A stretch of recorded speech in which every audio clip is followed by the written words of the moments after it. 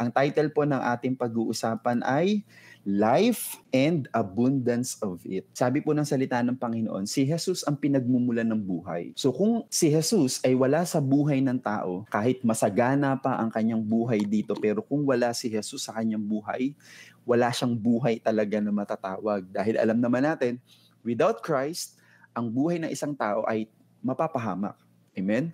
So, naniniwala po ako na yung buhay na meron ang mga taong may Kristo at tumanggap kay Jesus Christ, no, merong personal na relationship sa Kanya, ay hindi lang basta may buhay, kundi may kasaganaan ng buhay. Amen? At yun po ay mababasa natin sa John chapter 10, verses 9 to 10. Ito po yung sinasabi, I am the door. If anyone enters by me, he will be saved and will go in and out and find pasture. The thief does not come except to steal and to kill and to destroy. I have come that they may have life and that they may have it more abundantly. Pero umpisahan po natin, ano po ba yung background nung John chapter 10 para mas lalo nating maintindihan yung mensahe po nito. Ang pinagmulan po kasi nito ay may pinagaling si Jesus Christ na isang bulag na mula pa sa kanyang pagkabata. Sa marami namang pinagagaling ni Jesus Christ, maraming nagdiriwang, maraming masaya. Itong sitwasyon po na to na hindi po maganda yung naging resulta. Kasi po, pinagaling ni Jesus yung bulag sa araw ng Sabat. Ito pong Sabat, sa kanilang relihiyon ay talagang matinding ino-observe. Tinutupad talaga po nito na sa tuwing araw ng Sabat, ang ibig sabihin po ay pamamahinga. So hindi sila dapat magtrabaho. Kaya po, nagalit po yung mga Pariseyo. Sila po yung mga nagpapako kay Jesus Christ eventually. Nagalit sila kay Jesus Christ dahil nilabag niya yung kanilang naging tradisyon. Mababasa po natin yan sa chapter 9, verse 28 ng John. Ngayon, kaya po si Jesus Christ, nung nagagalit na yung mga Pariseyo, nag-e-explain siya at sinabi niya sa kanila, hindi talaga ang lalaking ito ang totoong bulag, kundi yung pong mga Pariseyo, yung mga tumutuligsa sa kanya. At alam po natin na ang tinutukoy dito ni Jesus Christ na blindness ay hindi physical, kundi spiritual. Amen? Dahil hindi nila makita si Jesus Christ at hindi nila matanggap na yung ginagawa ni Jesus Christ ay mismong ang Diyos ang kumikilos. Kaya po yung chapter 10, mga kapatid, ay pagpapatuloy ng kanyang pagdepensa dun sa kanyang sarili. Dahil nga po siya ay minamali ng mga Pariseyo. So, dito po sa chapter 10, nagbigay ang Panginoon ng illustration sa pamamagitan po ng paghahambing. Inihambing po ni Jesus Christ, una, yung kanyang sarili sa isang pinto, yun yung nabasa po natin, at pastol ng mga tupa.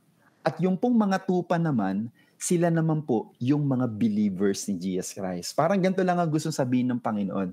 Dahil galit yung mga Pariseyo sa kanya. Kahit nagpapaliwanag siya, ayaw nilang pakinggan yung paliwanag ni Jesus Christ. So sabi ni Jesus Christ, kaya kayo hindi nananampalataya sa akin kasi hindi kayo tupa ng Diyos. Kasi ang mga tupa, kahit po may sumigaw sa kanila, hindi talaga sila nagre-respond. Tutugol lang talaga sila dun sa boses nung pastol nila. At yan po yung katangian ng mga tupa. Kaya sabi ni Jesus Christ, kaya kayo galit na galit sa akin at hindi niya talaga matanggap na ako nga ay sugo ng Diyos ay kasi hindi naman talaga kayo tupa ng Diyos. Kasi tanging tupa lang ng Panginoon, ng Diyos, ang makakapakinig, ang makaka-recognize ng tinig ni Jesus Christ at susunod sa Kanya. Okay? Kaya po, dito naman, ibinigay ng Panginoon yung illustration na si Jesus Christ daw ay pintuan. Okay? He is the gate. Pero ngayon po, ang pag-uusapan natin, hindi yung mga hindi nakikinig. Kiniklaim ninyo na may relationship kayo sa Panginoon. Kasi nga po, na-recognize natin yung gospel, yung salita ng Diyos, at lahat po tayo ay nag-respond dun sa gospel na yon at tayo ay nanampalataya kay Jesus Christ. So mga kapatid, so ang pag-uusapan na natin ay tayo. So ngayon, focus po muna tayo sa verse 9. I am the door. If anyone enters by me, he will be saved and will go in and out and find pasture. Una natin makikita mga kapatid dito, yung pong salitang door sa Greek word ay thura. Ang meaning po niya is a portal or entrance. So, literal po talaga na door yung binabanggit ni Jesus Christ. It is mentioned in John chapter 10 verse 1 that there are other doorways. Katotohanan sinasabi ko sa inyo, ang pumapasok sa hindi pintuan, o may iba po pong pasukan na, at sa hindi pintuan ng kulungan ng mga tupa, kundi umaakyat sa ibang daan, ang taong iyon ay tulisan at magnanakaw. At later on, yan po yung i-identify natin. Sino ba tong tulisan at magnanakaw na to? Naniniwala ako na ang gustong iparating dito ni Jesus Christ ay entering Jesus as the door is a choice. Kaya nga po sabi niya dun sa mga ayaw maniwala rin sa kanya, it's your choice. So, hindi pwede na ang lahat ng tao ay magkaroon ng assurance dito sa tinutukoy ni Jesus Christ na life and abundance hanggat hindi nila pipiliin ang ating Panginoon. Entering Jesus or being with Jesus or having the life that Jesus can give, it is a choice. Hindi pwedeng pilitin ng Panginoon ng isang tao na piliin siya. Kukonbiktahin siya. Marami siyang paraan na pwedeng gawin para tayo ay makonvict. But still, it is our choice. Amen? Kaya nga sabi ko sa inyo mga kapatid, pag-uusapan na natin dito, tayo bilang mga tupa ng Panginoon dahil pinili natin ang ating Panginoon. Kaya maraming bagay mga kapatid na pwede nating gawin na kalooban ng ating Panginoon. It's always by choice. Amen? At sana, lagi nating piliin ang ating Panginoon. Okay? If anyone enters by me, he will be saved. At yan yung unang-una pong mangyayari sa isang taong pinili niya ang Panginoon. So imaginein po ninyo, yung dun sa mga audience na kausap ni Jesus Christ dito, ay merong mga taong sumunod na kay Jesus Christ at merong mga taong ayaw siyang tanggapin at ayaw siyang sundin. So ibig sabihin mga kapatid, yung mga sumusunod kay Jesus Christ during this moment na sinasabi niya to, meron na talaga silang assurance ng salvation. Kasi tingnan niyo po yung word na saved po dyan, from Greek word zozo, mga kapatid, to save, that is deliver or protect, to heal, preserve, save, do well, or make whole. As in, mga kapatid, yan yung tinutukoy natin mga kapatid na salvation. As in, ito yung eternal life. The same word po sa salvation na tumutukoy sa eternal life, sa buhay na walang hanggan. Ito po yung bunga ng spiritual redemption natin. So ang gusto sabihin ng Panginoon, ang sino mang papasok sa pamamagitan ko o sino mang susunod sa akin, ang sino mang pipiliin ako, meron talaga silang kaligtasan, meron silang buhay na walang hanggan. Amen? At yun po ay inaangkin natin kapag ang isang tao ay pinili ang ating Panginoon. Tingnan nyo, unang-una yung sinabi ng Panginoon, He will be saved.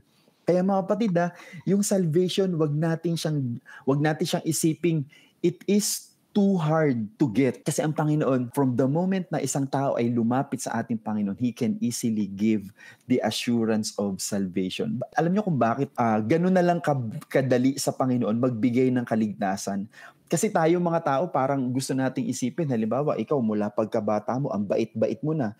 Tapos may kapatid ka, mula nung bata kayo, masama na yung ginagawa niya. Tapos nung matanda na siya, at kung saan pa malapit siyang mamatay, doon siya sumunod at tumanggap sa Panginoon. Tapos, nagkaroon siya ng kaligtasan sa Panginoon. Di ba tayo mga tao parang, hala, ang unfair. Ako buong buhay ko, matuwid ako yung kapatid kong yan hindi naman matuwid.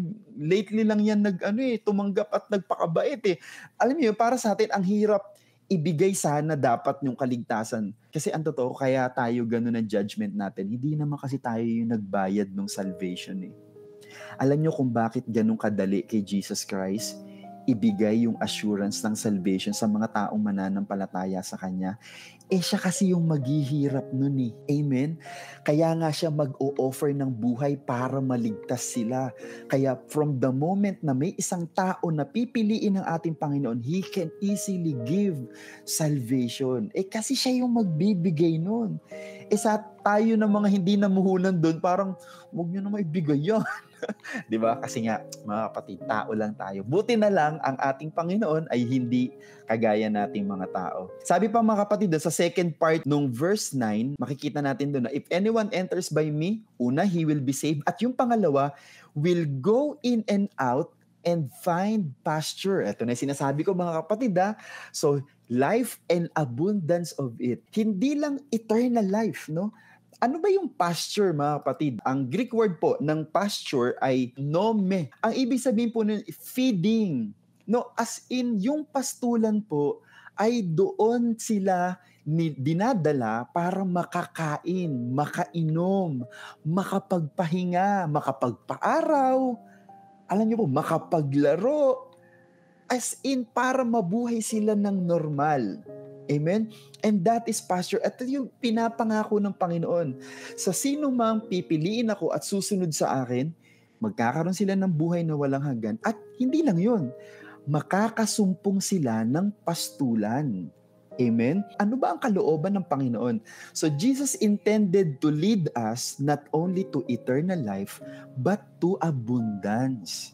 Amen? Alam ko na naiintindihan nyo na yung word na abundance dito sa pag-uusapan natin ay hindi lang tumutukoy sa financial, no, na financial at material na mga bagay. Marami tayong kilala, marami pera pero walang kapayapaan. Masasabi natin ba na abundant sila? Amen? Maraming tao na maraming pag-aari pero alalang-alala pa rin. Sira yung pamilya nila o puno sila ng karamdaman. Hindi pa rin siya abundance, mga kapatid. Abundance is everything about life that make it full. Amen? Yung anything na talagang ma-enjoy natin. At naniniwala ako, mga kapatid, ang Panginoon, ito yung gusto niyang maranasan natin. Gusto ng Panginoon gumaling tayo. Gusto ng Panginoon na tayo ay magkaroon ng peace of mind. Gusto ng Panginoon magkaroon tayo ng joy. Gusto tayo ng Panginoon magkaroon ng provision sa lahat ng pangangailangan natin. Naniniwala ako, hindi lang yung sapat, kundi higit pa sa mga pangangailangan natin. Because that, for me, the meaning of abundance. Amen? At naniniwala ako, mga kapatid, gusto ng Panginoon yun. It is not wrong to pray for your spiritual needs and to pray for your material and financial needs. Amen? Kasi kalooban din pala ng Panginoon yan eh. The Lord supplies the spiritual and physical needs of those who choose Jesus. Mga kapatid, meron tayong isang kwentong babalikan na. And behold, one of the rulers of the synagogue came. Yung po mga rulers ng synagogue, mga kapatid. Yan po yung grupo ng mga magpapapako kay Jesus Christ eventually. Okay? So imagine po ninyo, kalaban siya supposedly ni Jesus Christ. Pero lumapit siya kay Jesus Christ. Jairus by name. And when he saw him, si Jesus Christ po, he fell at his feet. Tingnan nyo, mga kapatid, kalaban to pero talagang lumuhod siya sa paanan ng ating Panginoon. And begged him earnestly, saying, my little daughter lies at the point of death. Mga kapatid, as in, mamamatay na. Come and lay your hands on her, that she may be healed and she will live. May significance tong prayer ni Jairus dun sa pinag-uusapan natin. Okay, tingnan nyo, mga kapatid, sa verse 24, Jesus went with him and a great multitude followed him and thronged him. Pero makikita natin dito, yung word na healed, mga kapatid, mga kapatid, yung sinabi ni Jairus na and she will be healed. Mga kapatid, same word, sozo din. Healing and salvation are the same original word in the Bible. So if God saved you, mga kapatid, He wanted you to be healed too. Ito yung gusto kong maintindihan ninyo at itanim nyo sa faith mo. Gusto kang pagalingin ni Jesus Christ. Gusto kang pagalingin ng Panginoon. Why? Because healing is as good as your salvation. Hindi pala siya magkahiwalay. Yung abundance na gusto ng Panginoon maranasan natin, kasama yung healing. Maybe hindi physical yung sickness mo, maybe ang sickness mo is emotional or mental kasi sobrang gulo na ng isip mo sa mga pangyayari sa buhay mo. And hear me, God wants you to be healed. He wants you to be set free. And who enters by me, sabi ng Panginoon, will be saved. Amen? at makakasumpong tayo ng green pasture. Ang tanong, are we confident enough para hilingin to sa Panginoon? Kasi si Jairus, mga kapatid, hiniling niya. At talagang siya pa yung nagdidikta, ipatong mo. Siya yung may 1, 2, 3, 4, 5 na gagawin ni Jesus Christ. At ang maganda sa ginawa ni Jesus Christ, sumunod siya. Jairus' prayer is according to the will of God. Bakit? Kasi nga dun sa John chapter 10 na binabasa natin, gusto nga ng Panginoon yung maligtas ka, at hindi lang pala yung kaligtasan is about eternal life. It is also about healing of our physical body. Ano yung request niya? That she may be healed and she will live. Makikita niyo mga kapatid, life. Pinag-combined ni Jairus sa kanyang iisang prayer. Ano yun? Healing and life. Yung buhay na may kasaganaan ang tinutukoy po ni Jairus dito. So mga kapatid, Jairus actually commanded Jesus. Pero si Jesus Christ, mga kapatid, sabi niya yung pag according sa will ng Panginoon Nag-meet yung will ni Jairus tsaka yung will ng Panginoon. So ang Panginoon, hindi na siya nag second thought. Wala siyang alibis and excuses. Sumama siya, tara. Gusto ko yung hinihingi mo Amen? So mga kapatid, sana, I hope sa tagal natin nag-uusap at pinag-uusapan natin ang panalangin. It is mysterious mga kapatid. Dahil nga ang prayer mga kapatid, lalalim talaga yung pagkakilala natin sa Panginoon. Why? Because ang nakikita ko, isa sa pinakamagandang aspeto ng prayer is to know Him more sa buhay natin. Kaya sabi sa inyo, hindi ang prayer ang nagbabago ng kalooban ng Panginoon. Ang prayer po, kaya natin ito ginagawa, una, malaman natin ang kalooban ng Panginoon at mabago yung kalooban natin according sa kalooban ng ating Panginoon. Puntahan na natin yung verse 10 natin, yung second part. Sabi po sa verse 10, the thief, ayan, may kalaban, may kontrabida ng pumasok, does not come except to steal and to kill and to destroy. And I have come that they may have life and that they may have it more abundantly. Grabe yung adjective na ginamit dito ni John. More at abundantly pa. So, doble-dobling dami na yan, mga kapatid. Kaya maniwala ka na gusto ka ng Panginoon magkaroon ng masaganang buhay. Bakit may mga tao or may mga tapat naman sa Panginoon na hindi naman ganun karami yung pera nila? Maybe, kasi nga, ang isa sa mga abundance ng Panginoon is salvation sa buhay. Maybe, yung pagdami ng pera is dangerous sa atin. So, kaya pala hindi ka binibigyan ng ganung kalaki.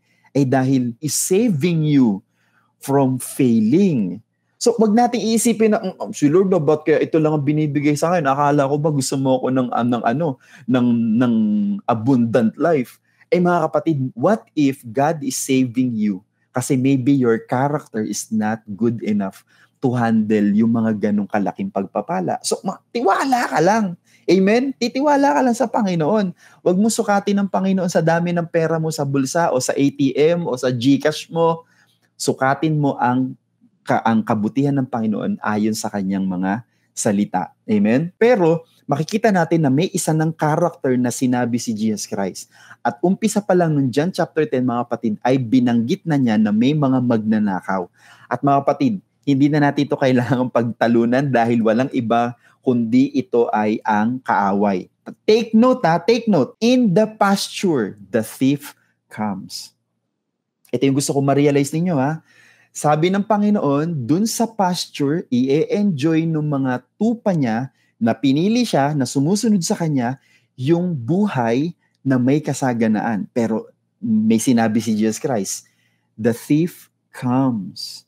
Amen? So, mga kapatid, kahit pastulan yan, merong kontrabida dyan. Huwag mong isipin na gusto ng Panginoon mag-enjoy tayo sa buhay at wala nang magiging kontrabida. Naku, lalo nga tayong tatargetin kapag nakikita na ng kaaway ng Panginoon na may nagbubunga na sa ating mga pananampalataya. So ito yung goal ni Satan sa buhay natin. Inisa-isa yan ni Jesus Christ Inisa-isa niya. Steal, magnakaw, pumatay, magwasak. Grabe, talagang kontrabidang. Pero mga kapatid, tingnan nyo, sa isang verse lang na yan, o dyan sa 2 verses na yan, tignan nyo kung paano tatapatan ni Jesus Christ. Okay, isa-isahin natin ano yung goal ni Satan sa buhay natin, at titignan natin yung mga gifts ni Jesus Christ. Amen? mula dun sa mga verses na binasa natin, sabi doon, si Satan para magnakaw. Anong gift ni Jesus Christ? Abundance. Huwag kang mag-focus dun sa mga bagay na nawala sa'yo, na apektuhan. Tignan mo yung mga bagay na naiingatan pa ng Panginoon. Yun yung abundance ng ating Panginoon. So ano pa yung goal ni Satanas? Pumatay. Ano yung gift ni Jesus Christ? Eternal life. Paano mo papatayin yung may eternal life? Destroy. Kahit magplano ka to destroy, yung mga tupa ng ating Panginoon, may pangako ang Panginoon. Yung ating kaligtasan, salvation. So makikita natin mga kapatid, yes, dun sa pastulan, na ma-enjoy natin yung abundance ng buhay na ipinangako sa atin ng Panginoon. Yes, may kalaban, pero lagi natin tatandaan, nauna na ang Panginoon na magbigay ng mga pangangailangan natin. Amen? So gagawa ang kaaway, pero lagi natin tatandaan, ay mas gumagawa ang Panginoon for our favor. So mga kapatid, why don't we sometimes enjoy or experience the abundance na pinag-aaralan natin ngayon? Ayan, alam ko gustong-gusto nyo itong mapag-usapan. Oo nga, pinili ko naman si Jesus Christ, sumusunod rin naman ako sa Kanya. Pero bakit nga ba hindi natin ma-experience? Mga kapatid, bago ko i-flash yung unang point, gusto ko nga po sana mas maintindihan natin muna mula sa salita ng Panginoon. Baka po talaga, imbis na ang nag-feed sa atin ay ang Word of God, baka ang nag-feed sa inyo ay yung mundo. Kasi kapag mundo ang magiging pattern natin at hindi ang Word of God natin, lalabas ka talagang kulang at wala. Amen? Kaya ang hahanapin natin mga kapatid ay ang pattern at ang standard ng Panginoon sa pamamagitan ng Kanyang salita. So yung abundance, hindi yung sinasabi ng mga paborito nating celebrities o politician or content creator, influencer. Dapat ang best influence natin about life is the author of life himself, no? Ang Panginoon. So, the sheep should hear and obey the shepherd. Sabi ng Panginoon, ang mga tupa daw ay nakikinig at sumusunod sa shepherd. Mga kapatid, natatandaan niyo yung turo ng ating Panginoon na nag-illustrate siya ng dalawang bahay. Meron daw tao magtatayo ng bahay sa buhangin, sa ibabaw ng buhangin. Meron daw taong magtatayo sa ibabaw ng bato. So, alam na natin, kapag dumating ang bagyo, alin ang masisira agad? Yung nasa ibabaw ng buhangin, yung nasa ibabaw ng bato, matibay yun. Amen. Anong turo yun ng Panginoon? Yung daw taong nakikinig lang, pero hindi sumusunod, yun daw yung taong nagtayo ng bahay sa ibabaw ng buhangin. So, ganito lang mga kapatid. Bakit may madaling nasisira sa buhay natin? Naniniwala ko, number one na magiging sagot ay meron tayong hindi nasusunod sa salita ng Panginoon. Pangalawa, the life and abundance in it are already given. Okay? Meron na, kasi may pasture na eh. Pero sinabi po doon sa verse 9, we can go in and out. And, okay, he will be saved and will go in and out. Amen? So, mga kapatid, merong binigay na direction ng Panginoon, in and out. So, possible mga kapatid na minsan, kaya hindi natin nararanasan yung abundance at hindi natin na-appreciate yung abundant life na bigay ng ating Panginoon kasi hindi tayo nag-i-stay dun sa green pasture. We go in always, tas mamaya out tayo, tas mamaya papasok tayo. So, sabi ng Panginoon sa John chapter 15, ay manatili kayo sa akin. Kasi yung nananatili sa akin, sila yung magbubunga ng sagana. Mapapansin niyo yung mga kapatid, no? Kapag nagtuloy-tuloy yung talagang yung connection mo sa Panginoon, mapapansin mo yan. Tingnan nyo, ang una mo mapapansin, dumarami problema. 'Di ba? Pero you are victorious. Yung kahit alam mo, andyan yung problema, pero na-experience mo yung victory. And yung victory, mga kapatid, ay part yun ng abundant life na ipinangako sa atin ng Panginoon. Yung magtagumpay ka sa kasalanan, ay part ng abundant life yun, mga kapatid. Di ba yung may tuksong dumarating sa iyo na natatanggihan mo? Part of abundant life yun. Amen? Pero again, are we staying? Amen? Dun sa presence, dun sa green pasture na inire-ready sa atin palagi ng ating Panginoon. And, lagi natin tatandaan, andyan pa kasi yung kalaban ng Panginoon na nagnanakaw, pumapatay, maybe ninanakaw yung ating kagalakan, pinapatay yung ating mga pag-asa, at sinisira yung ating devotion sa Panginoon. Yan yung mga ginagawa ng kaaway. At mga kapatid, isang bagay na huling-huli kong ibibilin sa inyo. Efeso chapter 4, verse 26. Be angry and do not sin. Do not let the sun go down on your wrath. Tingnan nyo sa verse 27. Nor give place to the devil. Mga kapatid, ang kaaway ng Diyos, talo na talaga siya. Amen? Sa Panginoon, wala na talaga siyang panama. Pero nasa atin kasi kung bibigyan natin siya ng lugar. Amen? So mga kapatid, marami pa tayong matutuklasan. Hindi lang natin matutuklasan ang Panginoon, i-reveal din sa atin ng Espiritu ng Panginoon kung ano yung mga tactics na ginagawa ng kaaway laban sa atin. At ang linaw at tinuturo po sa atin ng salita ng Panginoon, do not give place to the devil. Naku, pag nabigyan mo siya ng kwarto, naku po, maniwala ka, kung meron kayong 5 kwarto, yung 1 kwarto pa lang ang bibigay mo, bukas, sa kanya na rin yung isa, hanggang sa ma-occupy niya lahat. At huwag natin payagan ng kaaway doon. And ang gusto niya talaga, natatandaan niyo yung mga inisa-isa natin, gusto niyang nakawang ka, gusto niyang patayin yung mga maraming bagay na magaganda sa buhay mo, at wasakin na magagandang bagay sa buhay mo na ang Panginoon ay nagbigay sa atin. Amen? So, ituloy natin yung kwento ni Jairus. Di ba, nag-pray siya sa Panginoon. Actually, parang inutusan niya nga ang Panginoon. Tapos sumunod sa kanya ang Panginoon. Alam niyo mga kapatid, nagkaroon ng delay dun sa pagpunta nila. Bago sila makarating, di ba, nabasa natin kanina, sumunod yung maraming tao. At dahil siksikan, mga kapatid, nag-cause ng delay. Eventually, yung anak niya na nag-50-50 na, ay namatay na talaga.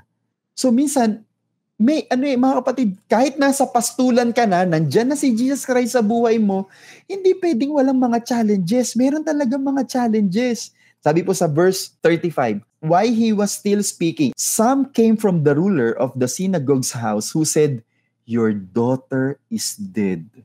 Why trouble the teacher any further? Sabi niya, uy, patay na yung anak mo, wag mo nang gambalain ng guro. 36.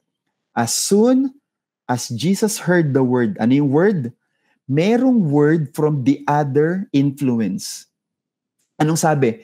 Wag mo nang gambalain ng guro kasi patay na siya. Yun yung word. Mga kapatid, totoo pa rin yun. Diba? Hindi natin masasabing hindi siya totoo. Minsan, saan nagmula yung word? Amen?